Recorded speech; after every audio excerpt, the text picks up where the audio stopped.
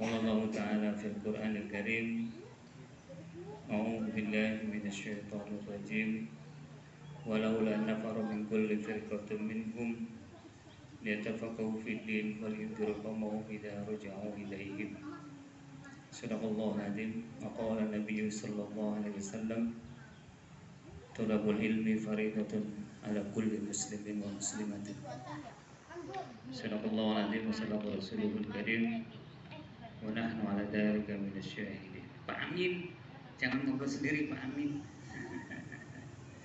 Alhamdulillah, puji syukur kehadirat Allah, sore hari ini di hari yang ke-27 ya di bulan Ramadan ini Allah masih memberikan nikmat hidup, nikmat sehat, nikmat panjang umur.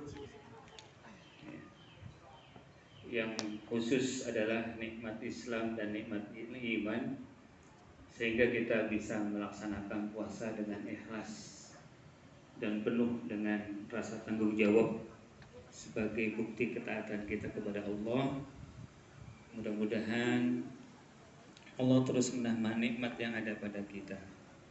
Jamaah sekalian, ada yang merasa sedih nggak hari ini? Ada yang merasa bahagia, ada yang merasa sedih. Saya terus terang aja di 2 hari ini merasa sedih karena ternyata saya merasa belum banyak maksimal dalam melaksanakan ibadah kepada Allah Subhanahu wa taala di bulan Ramadan. Di bulan bonus, di bulan yang Allah berikan keberkahan di dalamnya, di bulan dimana diampuni segala dosa-dosa kita. Tapi rasanya ini kita belum maksimal. Kita masih banyak memikirkan dunia, ya, masih memikirkan kebutuhan perut, kebutuhan syahwat. Sementara Rasulullah SAW dan Allah sendiri menyatakan bahwa bulan puasa diturunkan itu manfaatnya adalah mengampuni dosa-dosa. Bahkan Rasulullah pernah bersabda, barang siapa yang keluar dari bulan Ramadan tanpa diampuni dosanya, maka dia akan dimasukkan ke dalam. Jadi beberapa hari terakhir ini saya betul-betul merasa sedih, ya, merasa dalam renungan pribadi ternyata setelah membandingkan kebaikan dan amal-amaliyah Ramadan yang kita lakukan masih jauh dari apa yang telah dilaksanakan, yang diajarkan oleh Rasulullah SAW dan dilakukan para sahabat dan para tabi'in, para alim ulama. Itu sangat jauh. Imam Syafi'i selama bulan Ramadan itu khatam berapa kali? Ya, sampai 60 kali khatam. Walaupun sebetulnya memahami Al-Quran itu atau bergelut dengan Al-Quran itu bukan hanya sekedar bagaimana kita menghatamkan, tetapi adalah bagaimana kita memahami Al-Quran, mengilmui Al-Quran, lalu kemudian mengamalkan apa yang ada di dalam Al-Quran. Bukan sekedar banyak-banyakan hatam. Banyak-banyakan hatam itu salah satunya karena hitungan yang sudah dijanjikan oleh Allah melalui Rasulullah, setiap huruf yang kita baca itu akan mendapatkan kebaikan. Ya, jadi itu. Tapi lebih dari itu sebetulnya adalah mempelajari Al-Quran, membaca Al-Quran, mengilmui Al-Quran. Berikutnya adalah mengamalkan Al-Quran.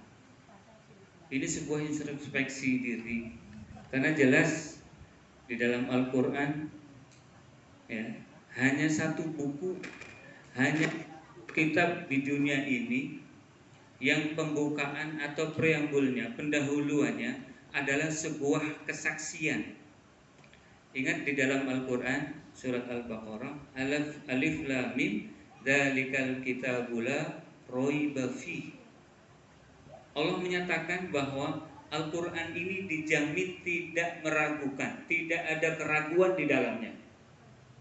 Ada nggak buku yang oleh seorang penulis disebut bahwa buku ini adalah yang terbaik. Pasti ada kata-kata, mungkin ada kekurangan, kesalahan, itu pasti. Tetapi Al-Quran yang diturunkan oleh Allah Subhanahu wa Ta'ala dengan yakin dan mantap, Allah mengatakan la raiba fi, tidak ada keraguan di dalamnya. Hanya ada satu buku, yaitu Al-Quran, yang telah dijamin oleh Allah kebenarannya, keabsahannya, keautentikannya, kemanfaatannya. Dan bulan Ramadan ini adalah waktu yang tepat, karena di bulan Ramadan ini Al-Quran diturunkan. Di bulan Ramadan ini Rasulullah SAW mengadakan murojaah dengan malaikat Jibril, mempelajari kembali Al-Quran. Setiap tahun Rasulullah SAW didatangi oleh malaikat Jibril untuk mengulangi murojaah, mempelajari, menggali kembali Al-Quran. Maka dari pelajaran Nabiullah Muhammad SAW di bulan Ramadan itu dengan Al-Quran melalui malaikat Jibril, turunlah hadis-hadis. Ya, turunlah hadis-hadis sebagai bukan pelengkap, menerangkan sesuatu yang masih umum sifatnya di dalam Al-Quran. Karena di dalam hukum fikih, usul fikih itu tidak ada dalam Al-Quran. Yang ada adalah nasul Quran bil Quran. Al-Quran bisa dihilangkan hukum secara hukum oleh Al-Quran sendiri, atau nashu sunnah bil Quran. Ada dalam hukum usul fiqh nashu sunnah bil Quran. Artinya hadis itu bisa dihilangkan secara hukum oleh Al-Quran, tetapi tidak ada nashul Quran bis sunnah. Tidak ada hukum Al-Quran yang bisa dihilangkan oleh Al-Hadis, oleh Sunnah. Jadi memang Al-Quran sudah dijaga oleh Allah. Dijaga oleh Allah. Wa inna nahnu nazzalna dzikra wa inna lahu lahafidun. Sesungguhnya akulah Allah yang menurunkan az-dzikra, yaitu Al-Quran, wa nahnu lahu lahafidun. Dan aku baginya adalah seorang penjaga. Dari Al-Quran itu betul-betul dijaga oleh Allah. Dijaga oleh Allah, keautentikannya, kemanfaatannya, semua yang berkenaan dengan Al-Quran, hukum-hukum itu dijaga oleh Allah. Bahkan secara fisik, ya, secara fisik, coba kita testimoni banyak ya, bagaimana Al-Quran dijaga oleh Allah. Kucing kalau suruh lewat Al-Quran dia akan minggir. Itu testimoni sudah banyak. Al-Quran disalahkan, diplesetkan dalam satu huruf saja, orang pasti tahu. Jadi betapa Al-Quran ini sangat luar biasa. Maka kita sebagai seorang Islam yang sudah diberikan oleh Allah tuntunan hidup Al-Quran, kalau kita tidak memanfaatkan Al-Quran, yang gak usah jadi orang Islam, kasarnya kan begitu. Ngapain jadi orang Islam? Ngapain syahadat? Kalau tidak pernah baca Al-Quran, tidak pernah belajar Al-Quran, tidak pernah mengamalkan Al-Quran. Jelas Al-Quran la raiba fihi hudan lil muttaqin. Islam tidak hanya sekedar syahadat saja, tetapi lebih jauh adalah la'allakum tattaqun, agar kalian menjadi orang-orang yang bertakwa. Artinya mempelajari, kalau Islam saja berarti hanya bersyahadat saja, belum amaliyahnya itu belum. Jamaah yang dimuliakan oleh Allah, pada kesempatan kali ini Al-Quran itu adalah ilmu. Kata Imam Syafi'i dalam sebuah dialog dengan seorang muridnya, seorang murid mengadu kepada Imam Syafi'i, sakautu ila waqi'in su'ahibdi. Seorang murid bercerita bahwa aku mengadu kepada Waki. Waki ini adalah nama lain daripada Imam Syafi'i, laqab. Wa arsadani ila tarkil ma'asi. Ya, Waki atau Imam Syafi'i mengatakan wa arsadani, dia memberikan arahan ila tarkil ma'asi, untuk meninggalkan maksiat. Wa akhbaroni, dan beliau menyampaikan lagi, memberitahukan kepada hamba, kepada aku, bi annal ilma nurun, ilmu itu adalah cahaya.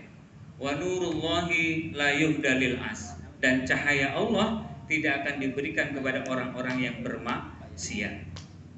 Al-Quran ini adalah cahaya. Al-Quran ini adalah ilmu. Belajar ilmu Al-Quran, belajar ilmu hadis, itu akan gampang kalau kita sudah bisa mengendalikan diri dari maksiat. Selamat datang Pak Yudi. Ya. Jadi kalau kita sudah bisa mengendalikan diri, nafsu kita dari maksiat, insya Allah. Karena apa? Karena Al-Quran itu adalah cahaya. Ya, Al-Quran itu adalah wahyu Allah. Wahyu yang sengaja diturunkan oleh Allah sebagai pegangan hidup manusia dari sejak dalam kandungan sampai nanti ke liang lahat. Ya. Jadi jelas bahwa Al-Quran memiliki keutamaan yang sangat luar biasa. Karena dikatakan bahwa Al-Quran itu adalah cahaya, nur, ilmu. Wa nurullahi la yuhdalil as. Dan cahaya Allah itu tidak akan diberikan kepada orang-orang yang selalu berbuat maksiat. Apakah itu maksiat? Apakah berzina? Apakah mencuri? Apakah yang lainnya? Maksiat secara umum artinya tidak mengikuti apa yang diperintahkan oleh Allah, itu maksiat. Meninggalkan sholat itu juga termasuk maksiat. Tidak berpuasa dengan sengaja itu juga termasuk maksiat. Apalagi berzina, apalagi mencuri, apalagi berbohong. Sifat-sifat yang tidak sesuai dengan aturan Islam itu termasuk di dalam kategori maksiat. Mengajak kepada kejahatan itu juga termasuk maksiat. Bersekongkol untuk melakukan sebuah kebohongan itu juga sebuah maksiat.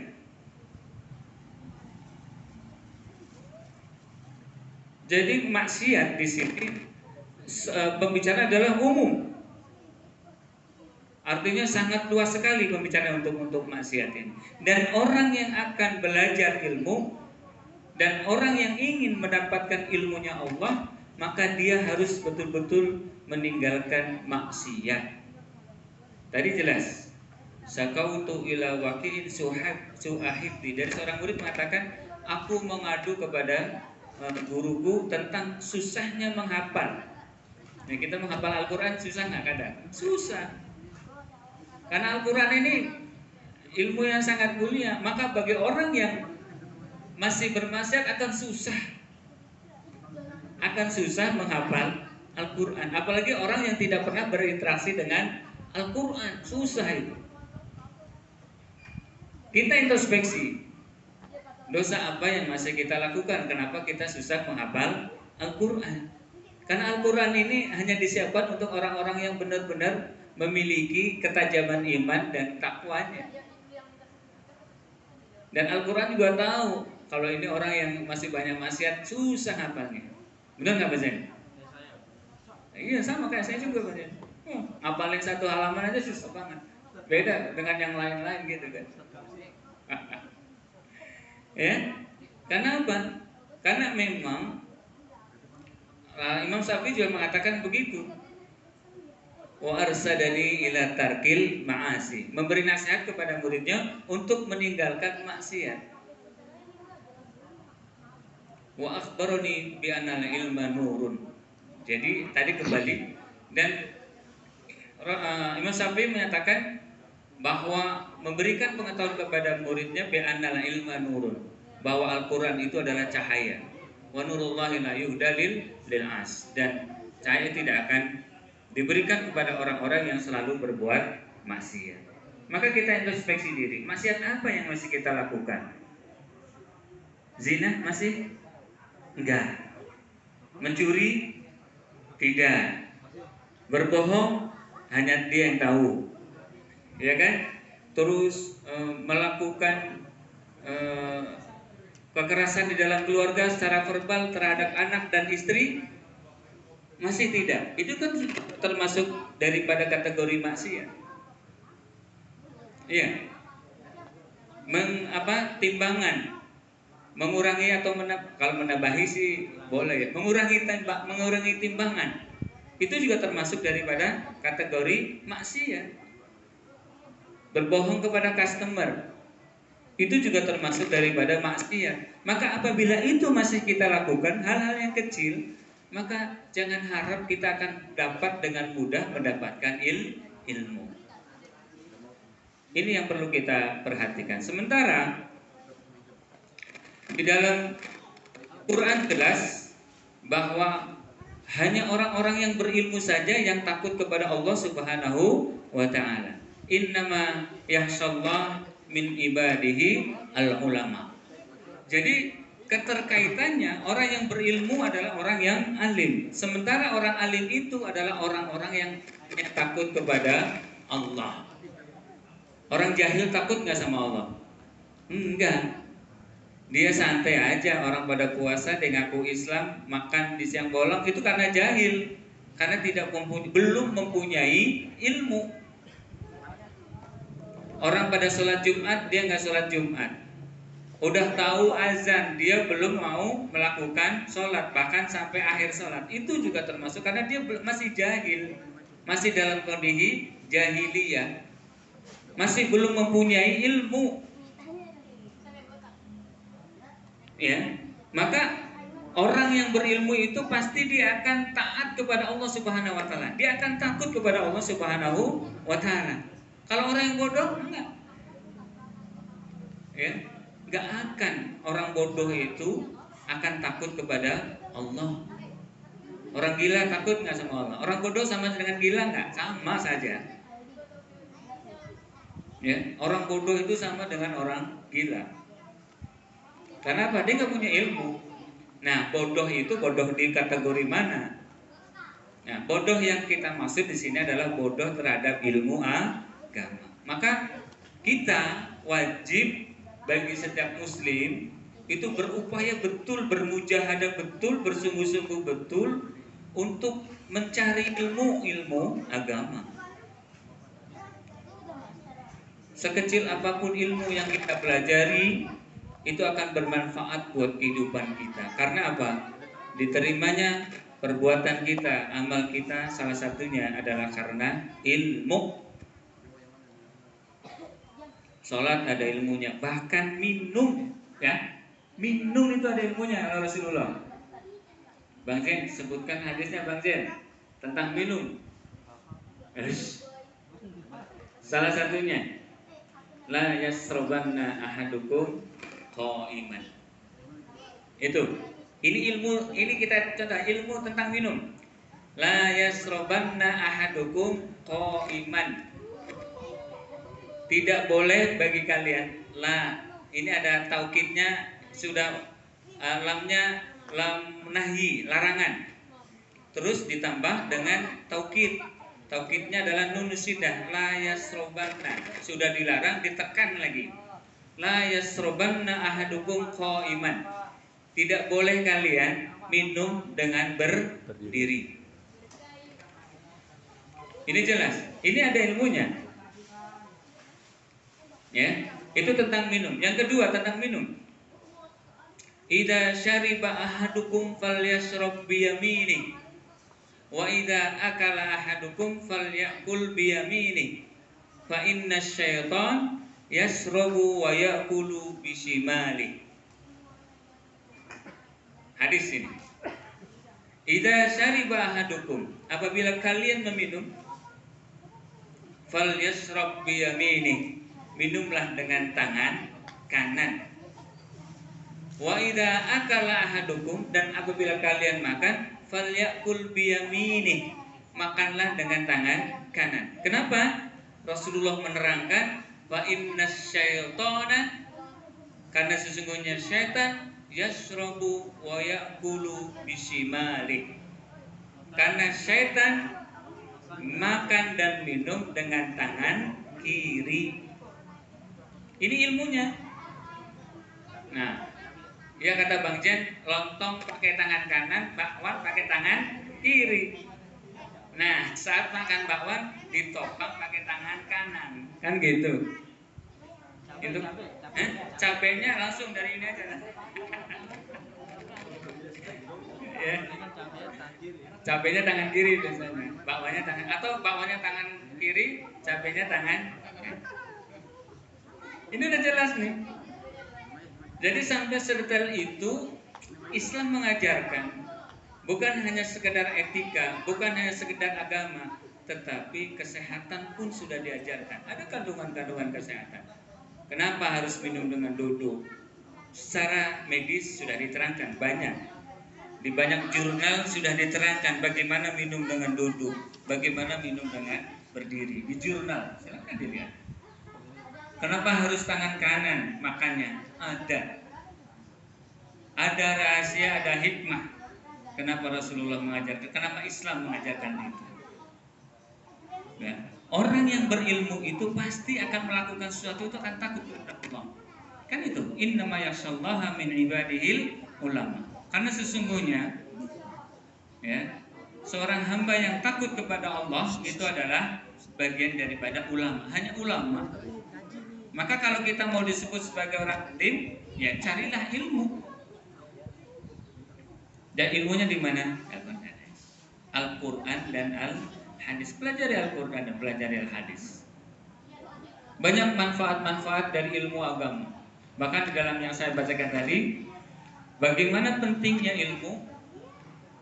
Allah mengajarkan kepada kita, walau la nafaru min kulli firqatin minhum liyatafaqahu fid din. Hendaklah dari sebagian kalian itu keluar dari suatu tempat untuk mempelajari agama. Liyatafaqahu fid din. Ya, agar kalian itu di sebagian dari orang kelompok kalian itu keluar. Ya kalau sekarang ke pesantren kan jauh ya. Kalau Pak Haji Rifai sampai ke Jerman itu kan belajar tentang ilmu, gitu kan? Pak Haji Rosidi, ya. Yang lainnya belajar kemana? Untuk mencari, tapi untuk mencari ilmu apa? Ilmu agama. Waliyundiru idza raja'u ilaih. Kenapa, Oca? Hah? Cari pendamping, yo. Oh, cari pendamping. Curcol.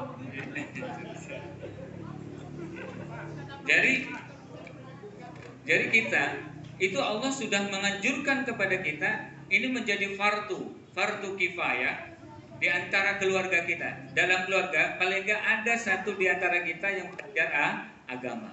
Dalam sebuah komunitas paling enggak ada satu RT harus ada yang keluar untuk belajar agama. Dalam satu RW ini alhamdulillah di mahkota ini sudah luar biasa. Ya. Sudah luar biasa, hafid banyak, yang di pesantren banyak. Bahkan ini kemarin Ustadz Sandi yang kasih materi ceramah kemarin kan dia punya TK, SD, SMP. Ya. Mengeluh kemarin itu. Ternyata kecenderungan masyarakat sekarang ini ke pesantren. Jadi ada penurunan pendaftar yang masuk ke SMP itu kan sekolah umum apalagi ini sekolah agama ya. SMP IT Iskandar Muda ya, dia berharap lulusan SD-nya itu masuk ke situ semua. Nggak tahu enggak, bahkan setelah disurvei dia itu apa, kebanyakan alumni SD IT Iskandar Muda itu kemana? Ke pesantren. Nah ini kan sebuah kemajuan yang sangat luar biasa. Dan mahkota ini sudah banyak. RT 7 ada berapa? RT ya banyak kan? RT 10 paling banyak, RT 10, RT 9. Stoknya di RT 10 ini. Orang yang liyatafaqahu fid din itu generasi yang terbanyak di RT 10. RT 11 hanya 3 keluarga. RT 8 banyak.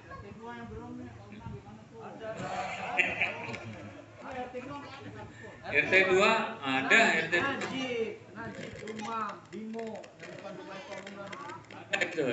RT 2 banyak Pak. Nah, belum ada yang muncul. Ya, belum ada yang muncul. Ya intinya, alhamdulillah kita bersyukur kepada Allah. Di mahkota ini ternyata banyak sekali anak-anak kita, generasi kita itu yang siap menjadi kader berikutnya. Insya Allah kita nggak akan takut lah, nggak akan takut akan kehilangan agama Islam di mahkota. Tinggal kita arahkan saja anak-anak kita. Ini sudah jam 46, sebentar lagi udah azan. Ya, mari kita. Jadi kalau ngomongin ini nggak akan selesai sebenarnya. Ya, kita saya akhiri saja dengan Assalamualaikum warahmatullahi wabarakatuh. Putri.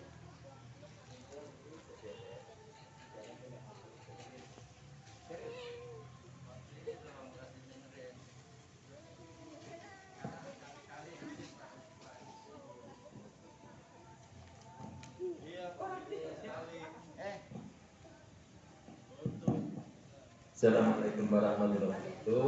Kepada seluruh jamaah dimohon duduk di sini atau mendekat ini menghadap kepada Ustaznya. Hari ini insya Allah akan diisi oleh Ustaz Jajang Nasrullah dari Subang, Jawa. Jadi mohon kiranya seluruh jamaah dapat memperhatikan apa isinya, tidak disambi dengan yang lain-lain. Terima kasih kepada Ustaz Jajang, dipersilahkan. Syukur.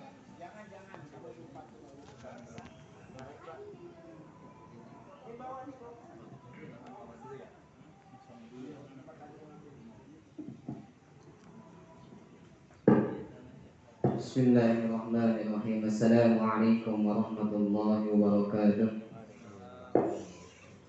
Subhanallah adada khalqi wa ridha nafsihi wa zinata 'arshihi wa midadan kalimatihi. Asyhadu an la ilaha illallah wahdahu la syarika lah wa ashhadu anna Muhammadan 'abduhu wa rasuluhu alladzi la nabiyya ba'dahu wa la rasula ba'dahu, amma ba'du. Hadirin jamaah yang dirahmati oleh Allah Subhanahu wa taala. Puji syukur mari kita panjatkan kepada Allah Subhanahu wa taala karena atas karunia. La ilaha illallah, astaghfirullah, as'aluka jannata wa na'udzubika min syarratika wan nar. Asyhadu an la ilaha illallah, astaghfirullah, as'aluka jannata wa na'udzubika min syarratika wan nar. Allahumma innaka afuwun karim tuhibbul afwa fa'fu anna. Allahumma innaka afuwun karim tuhibbul afwa fa'fu anna. Allahumma innaka afuwun karim tuhibbul afwa fa'fu anna ya karim. Allahu akbar, Allah